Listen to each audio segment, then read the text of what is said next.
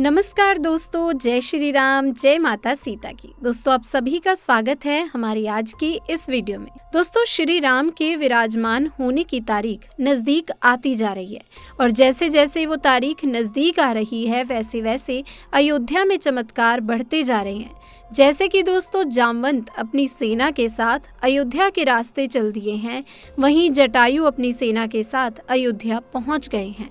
वो भी भगवान श्री राम की प्राण प्रतिष्ठा का महोत्सव देखना चाहते हैं और अब इस वीडियो में आपके लिए एक नया अद्भुत आश्चर्य लेकर के उपस्थित हुई हूँ, जिस आश्चर्य को देख करके देश दुनिया की खोज एजेंसियां, उनके वैज्ञानिक भी दोस्तों हैरान और परेशान नजर आ रहे हैं।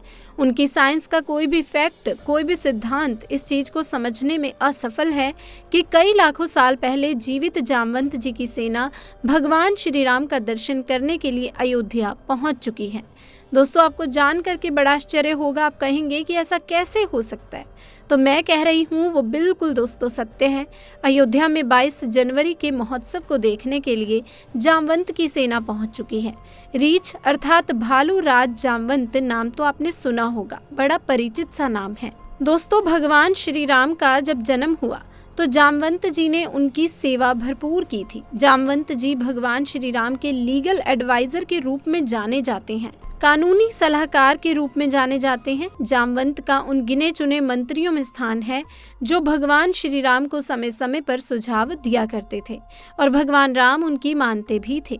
जामवंत जी कोई छोटे मोटे योद्धा नहीं थे, जामवंत जी महाभट योद्धा थे, हनुमान जी से भी अधिक शक्तिशाली और बलवान और पराक्रमी वीर। दोस्तों जामवंत जी कोई साधारण भालू नहीं थे। जब भगवान श्री राम ऋषिमुख नामक पर्वत पर पहुंचे थे तो वहां भी जामवंत जी ने ही भगवान श्री राम को सलाह दी थी कि हे प्रभु, बाली महापराक्रमी है, यदि आप बाली के सामने जाओगे तो निश्चित आपकी पराजय हो जाएगी, क्योंकि बाली में आधा बल आ जाता है दूसरे व्यक्ति का और बाली को मारना संभव नहीं है। वही व्यक्ति बाली को मारेगा जो इन वृक्षों को, जो कि दोस्तों ताड़ के वृक्ष थे, उन्हें एक ही बाण में भेद डालेगा, ढा देगा। भगवान राम ने परीक्षण किया और 7 वृक्षों को एक ही बाण में ढा दिया और बाली भगवान श्री राम के हाथों वीर गति को प्राप्त हो गया। अब दोस्तों बात करते हैं, जब माता सीता की खोज करने के लिए वानर को इधर उधर भेजा जा रहा था तो जामवंत जी, हनुमान जी, अंगद जी को भी एक सैनिक टुकड़ी की कमान सौंपी थी। उनकी सैनिक टुकड़ी दक्षिण दिशा को गई थी। दोस्तों भगवान श्री राम कहते हैं कि तुम तीनों एक सैनिक टुकड़ी के साथ दक्षिण दिशा की ओर जाओ और वहां सीता को खोजने का प्रयास करना। वहीं जामवंत जी को जब सीता जी का पता जटायु के बड़े भाई संपाति ने बता दिया तो उस समय वानर समुद्र को पार करना चाहते थे। तो जामवंत जी ने स्वयं अपने बल का वर्णन करते हुए कहा कि जब बलि से छल करने के लिए भगवान श्री हरि विष्णु ने वामन अवतार धारण किया था, उस समय मैं बड़ा ही तरुण रहा था और मैंने 7 प्रदक्षिणा वामन भगवान के उस विराट स्वरूप की थी, जिन्होंने 3 पगों में संपूर्ण लोकों को नाप लिया था। परंतु प्रदक्षिणा करते समय मेरा पैर एक महामाई गुरु नामक पर्वत है, वहां एक ऋषि तपस्या करते थे और उन ऋषि के आश्रम को छू गया। तो ऋषि ने मुझे श्राप दे दिया कि तुम बूढ़े हो जाओगे, तुम्हारी शक्ति का ह्रास हो जाएगा। परंतु फिर भी मैं आज भी 95 योजन समुद्र को लांघ सकता हूँ। सोचिए दोस्तों कितने बड़े शक्तिशाली थे जामवंत जी। दोस्तों भगवान श्री राम के लीगल एडवाइजर के रूप में काम किया था, या फिर हम कह सकते हैं कि कानूनी सलाहकार के रूप में जामवंत जी ने काम किया था। दोस्तों जब राम रावण का युद्ध आरंभ हुआ, जब भगवान श्री राम की सेना लंका में पहुंची तो वहां भी जामवंत जी ने ही भगवान श्री राम को अपनी सलाह दी। अब अगर हम जामवंत जी की युद्ध भूमि की बात करते हैं तो वो कोई छोटे मोटे योद्धा तो थे नहीं। जब रावण के वीर पराक्रमी पुत्र मेघनाद ने भगवान राम की सेना पर नागों की वर्षा की थी, नागफांसों से संपूर्ण वानरों को बांध लिया, भगवान श्री राम लक्ष्मण सहित हनुमान जी सहित बंधन में बंध गए थे। ऐसा रामायण में लिखा हुआ है। केवल एक वीर योद्धा शेष रहा था, वो था जामवंत। और दोस्तों जामवंत जी ने दुष्ट मेघनाद को जमीन पर पटक लिया था और उसको घुमा करके लंका में फेंक दिया। ऐसा फेंका था लंका में 3 दिन तक मेघनाद की बेहोशी नहीं गई। मेघनाद मूर्छित ही पड़े रहे। उस संपूर्ण युद्ध में जामवंत को रोकने वाला एक भी वीर योद्धा मौजूद नहीं था। दोस्तों, राम रावण युद्ध में जब रावण का वध हुआ, उससे पहले रावण से भी जामवंत जी कई बार भिड़े और रावण जामवंत के प्रहार को नहीं झेल सके।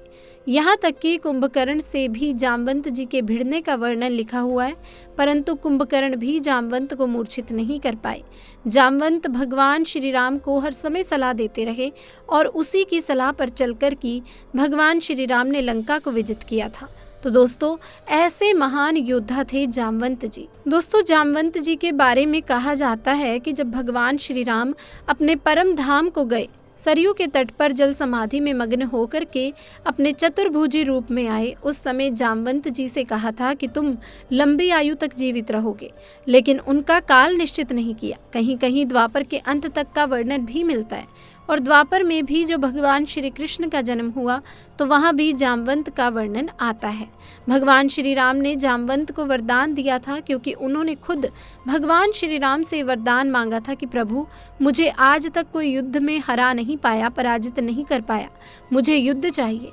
तो भगवान श्री राम ने कहा कि जामवंत जी, तुम्हें युद्ध कोई प्रदान नहीं कर सकता, तुम्हें युद्ध मैं प्रदान करूंगा और द्वापर युग में मैं कृष्ण रूप में अवतरित होऊंगा और तब तुम्हें पराजित करूंगा। तब तुम समझ जाना कि मैं आपका स्वामी श्री राम हूँ।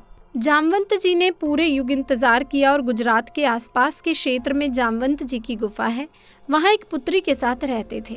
भगवान श्री कृष्ण की जब समनत्तक मणि का विवाद चला सत्राजीत के साथ, तो इस मणि को खोजते हुए भगवान श्री कृष्ण जामवंत की गुफा में पहुंच गए और वहां उस महावीर योद्धा ने स्वयं साक्षात पार ब्रह्मा श्री हरि विष्णु के अवतार श्री कृष्ण से 28 दिन तक घोर संग्राम किया था। सोचिए दोस्तों, कितना शक्तिशाली था जामवंत, उन्हें साधारण तरीके से पराजित नहीं किया जा सकता था।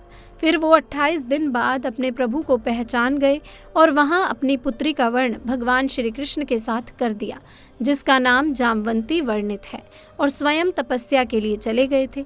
लेकिन जामवंत की मृत्यु का विवरण कहीं नहीं मिलता। किसी भी पुराण में, किसी भी ग्रंथ में, किसी भी रामायण में ये नहीं लिखा हुआ कि जामवंत जी की मृत्यु हो गई थी। वो स्वयं तपस्या के लिए चले गए थे और अनंत काल तक हिमालय के क्षेत्र में तपस्या कर रहे हैं। और वही दोस्तों, समय अब नज़दीक आ गया है, क्योंकि जब भगवान श्री राम का जन्म अयोध्या में हुआ था तब देवतागण अयोध्या में आए थे, लेकिन अब वही उत्सव, क्योंकि भगवान श्री राम अपने मंदिर में विराजमान होंगे और वो समय है 22 जनवरी, ज़्यादा दूर नहीं है, वो समय अब नज़दीक आ चुका है। और उस दिन जब भगवान श्री राम अपने मंदिर में विराजमान होंगे तो अपने प्रभु के दर्शनार्थ भालू की एक टुकड़ी पहुंच चुकी है। बहुत से पत्रकारों ने ये दिखाया कि अयोध्या के आसपास भालू का एक विशाल समूह देखा गया है, जिनमें बहुतायत में संख्या थी, और वो भालू अयोध्या के नज़दीक आ गए हैं। तो क्यों आए हैं? वो भी दोस्तों भगवान श्री राम का उत्सव देखना चाहते हैं। तो दोस्तों, इतना कुछ जानने के बाद हम कह सकते हैं कि अयोध्या में आगे और भी चमत्कार हो सकते हैं। फिलहाल अभी से ये चमत्कार मैं आपकी सेवा में प्रस्तुत कर चुकी हूँ। और बंदरों की बात करूँ तो वानर तो अयोध्या में पहले से ही थे। हनुमानगढ़ी नामक एक पावन मंदिर है और उस मंदिर के आसपास हजारों की संख्या में वानर देखे जा सकते हैं। वानरों की कई प्रजातियां हैं जो हनुमान जी की श्रेणी के वानर हैं, वो इस समय चित्रकूट से अयोध्या पहुंच चुके हैं। अब दोस्तों, एक अद्भुत खबर आ रही है अयोध्या से कि पता लग रहा है कि अयोध्या में महात्मा जटायु पहुंच चुके हैं। दोस्तों, आपको याद होगा कि सन 2000 के बाद से कहीं भी गिद्ध दिखाई नहीं देते थे और अचानक 23 साल के बाद अयोध्या नगरी में गिद्धों का झुंड पहुंच गया है। लोग कह रहे हैं कि ये साक्षात जटायु हैं जो भगवान श्री राम के मंदिर की प्राण प्रतिष्ठा में शामिल होने के लिए आए हैं। दोस्तों, अयोध्या से जटायु जी के प्रवेश की ये खबर जैसे ही लोगों को मिली, ये ट्विटर पर वायरल हो गई। बड़े बड़े सेलिब्रिटीज इसको लेकर ट्वीट करते हुए दिखे। इसके अलावा बड़े बड़े यूट्यूबर्स भी इस पर वीडियो बना रहे हैं। मीडिया भी कवरेज करने के लिए अयोध्या पहुंच चुकी है, क्योंकि ये अपने आप में बड़ी खबर है कि जटायु जी अयोध्या पहुंच चुके हैं। आप में से ज़्यादातर लोगों ने यहाँ देखा होगा कि पिछले कई दशकों से गिद्ध हमें भारत में देखने को नहीं मिलते हैं, लेकिन अचानक इनका पूरे भारत में और कहीं नहीं, सिर्फ एक जगह पर दिखना ये किस और इशारा कर रहा है? आखिर क्यों ये गिद्धों के बड़े बड़े समूह अयोध्या पहुँच रहे हैं? लोग ये कहने लगे थे कि अब गिद्ध केवल किताबों में ही देखने को मिलेंगे। ऐसे साक्षात देख पाना अपने आप में एक चमत्कार है, वो भी अयोध्या में, जब राम मंदिर में राम जी की प्राण प्रतिष्ठा होने जा रही है। ये अपने आप में दोस्तों एक चमत्कार है। जहाँ तक जटायु का सवाल उठता है तो जटायु का रामायण में जिक्र मिलता है कि महाराज दशरथ के मित्र थे। देवासुर संग्राम में उन्होंने महाराज दशरथ का साथ दिया था और उसके बाद जब माता सीता का हरण हुआ तो उस समय जटायु ने जब देखा कि रावण माता सीता को लिए हुए आसमान में चला जा रहा है पुष्पक विमान पर, तो जटायु ने पूरी कोशिश की कि माता सीता को बचाया जाए। आसमान में जटायु उड़ते हुए पहुंचे और रावण से युद्ध किया। जटायु का अंत में रावण ने तलवार से दोस्तों एक पंख काट दिया, जिस कारण से जटायु नीचे पृथ्वी पर आ गिरे। बाद में जब भगवान राम उनके समीप पहुंचे तो उन्होंने करहाते हुए जटायु को देखा तो उन्होंने हे तात कहकर संबोधन किया। जटायु जी ने श्री राम को सारी कहानी बताई कि माता सीता को रावण लेकर गया है।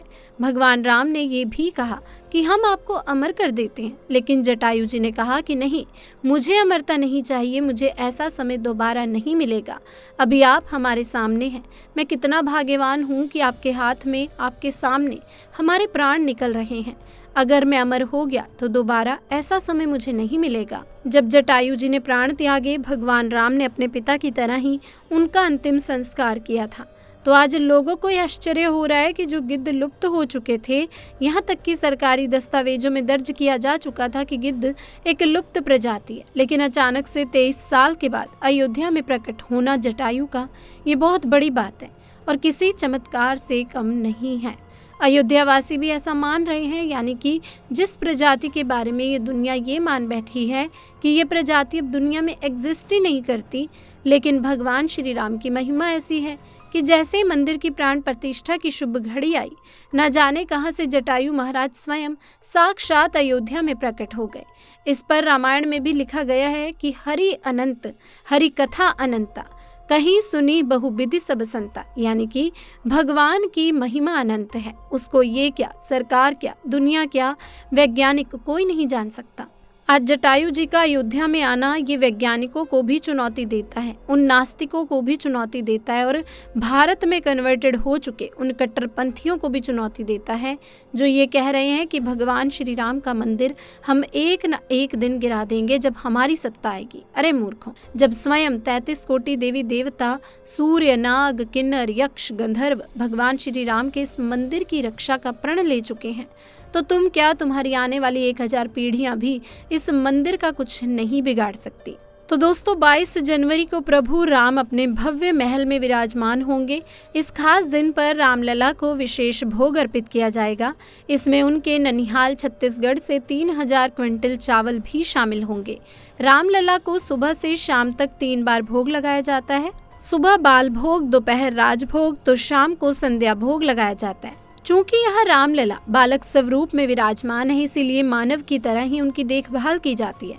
मौसम के अनुसार उनका भोग तय किया जाता है। श्री राम की प्राण प्रतिष्ठा के अवसर पर उनके ससुराल नेपाल के जनकपुर से मेवा, 51 तरह की मिठाई, दही, मक्खन, फल, वस्त्र के साथ उपहारों से सजे 11 थाल भी भेंट की जाएगी। तो दोस्तों ये थी हमारी आज की वीडियो। अब इस सब के बारे में आपका क्या कहना है हमें जरूर बताइएगा, और अगर आप भी एक सच्चे सनातनी हैं तो वीडियो को लाइक और शेयर अवश्य कीजिए और चैनल को सब्सक्राइब करना ना भूलिए। मिलते हैं अगली वीडियो में, तब तक के लिए आप सभी का धन्यवाद।